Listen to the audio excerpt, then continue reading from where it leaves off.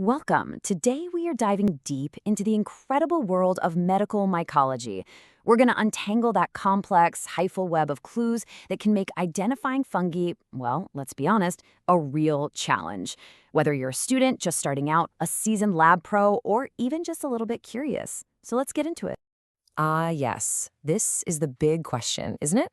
You're staring down at a culture plate, you're flipping through a textbook or scrolling online, and what you see in front of you, it just doesn't seem to match anything. It can be super frustrating, but trust me, there is a system to this madness, a way to solve the puzzle.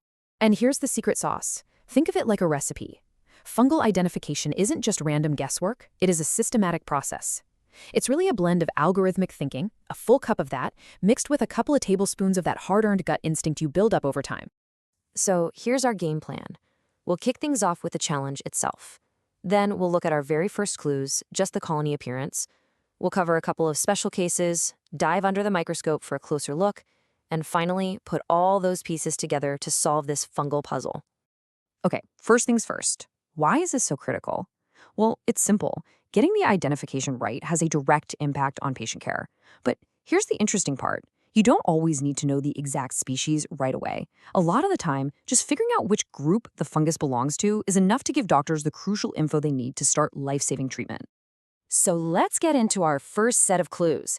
You can actually learn a ton just by looking at the mold colony. That's right. This is where the whole investigation begins, with nothing more than what you can see with your own two eyes. The first major split in the road is all about color. Is the colony colorful on top? Blues, greens, yellows. That points you towards a hyaline mold. That just means its hyphae, those tiny little threads that make up the fungus, are clear or colorless. Or is the colony dark? We're talking black, brown, olive-colored. That suggests a demataceous mold, where the pigment is literally baked right into the hyphae. And then you've got the trauma queens of the mycology world, the mucorales. They're called lid lifters for a reason.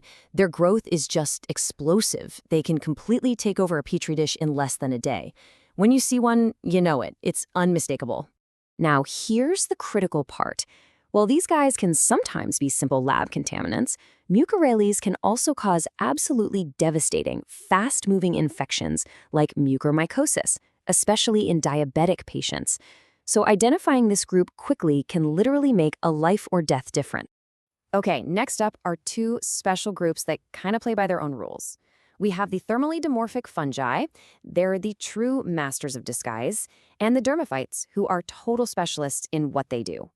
The dimorphs are incredible shapeshifters. At room temperature, say around 30 degrees Celsius, they grow as a fuzzy mold. But you warm them up to body temperature, 37 degrees, and poof, they convert into a yeast. And it's this amazing ability that makes them such effective pathogens. So how can you spot one? Well, patience is key. They are notoriously slow growers, and their colonies are often hard and flat with a texture we call glabrous, which is really just a fancy way of saying smooth and waxy. And it's their ability to switch to that yeast form inside us that lets them cause really serious systemic infections.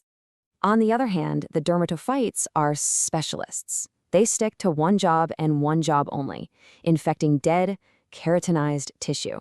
We're talking about the tough stuff that makes up our skin, hair, and nails. And yep, this is the group behind those infections we all know as ringworm. The clues here are pretty straightforward. First, look at where the sample came from. If it's skin, hair, or nails, that's a big hint. The colony itself is usually flat and kind of a white to yellow color. And then under the microscope, the real key is looking for two different sizes of spores, or conidia. Okay, let's hit pause for a second and just recap the big colony clues we've covered. Think of this as your first pass checklist. See a colorful mold? Think hyaline. A dark, moody mold points to dematiaceous. That crazy, explosive lid lifter growth? You're probably looking at mucorales. A slow, flat, waxy colony could be a dimorph. And a flat, whitish mold from a skin or nail sample is a good bet for a dermatophyte. All right, so now that we have our initial hypotheses based on what the colony looks like, it's time to confirm our suspicions. Let's zoom in and move to the next phase, our view under the microscope. But first, and I cannot stress this enough, this is absolutely non-negotiable. Safety. Always, always, always open mold cultures inside a biological safety cabinet. You are dealing with potential pathogens. And containment is everything. The go-to method for preparing a slide is the tape prep, and it's as simple as it sounds but super effective. You just use clear tape to gently lift a piece of the colony.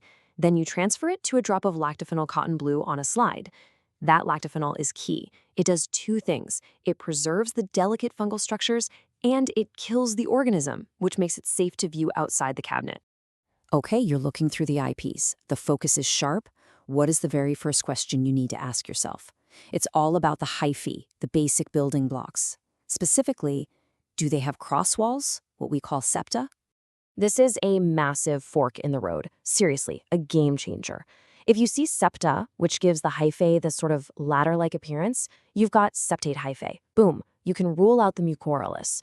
But if you see no cross walls at all, just these wide, ribbon-like tubes, you're looking at aseptate hyphae, and that points you right back to the mycorrhizal group. From there, we start hunting for more specific structures. If you see a very distinct globe-like vesicle, that is the classic calling card of Aspergillus, a really important genus. See something that looks like a tiny little paintbrush? That's your telltale sign for penicillium. And if the hyphae themselves just look exceptionally thin and delicate, your suspicion should definitely swing back toward those tricky dimorphic fungi. Okay, this is where it all comes together. We're taking our big picture macroscopic clues and our detailed microscopic clues, and we're finally using them to solve the puzzle, moving from that broad group ID all the way down to a specific genus. But what happens when you look under the microscope and you see, well, nothing? Just hyphae. No spores, no conidia, no reproductive structures at all. We call those sterile molds. The trick here is to stress them out a bit. You transfer them to a nutrient-poor agar, and that can often trick them into sporulating so you can finally get an ID. And this is the final step, looking for that one smoking gun feature. As you can see, lots of genera have a unique hallmark structure that just confirms their identity. For instance, those cool shield-like cells of Cladosporium, or the beautiful, curved, almost croissant-shaped conidia of Curvularia. Finding one of these is that aha moment where you can definitively say, case closed. So there you have it. We've gone all the way from a fuzzy colony on a plate down to the unique microscopic details. By using this kind of systematic approach, we can turn what looks like a confusing mess into a solvable puzzle.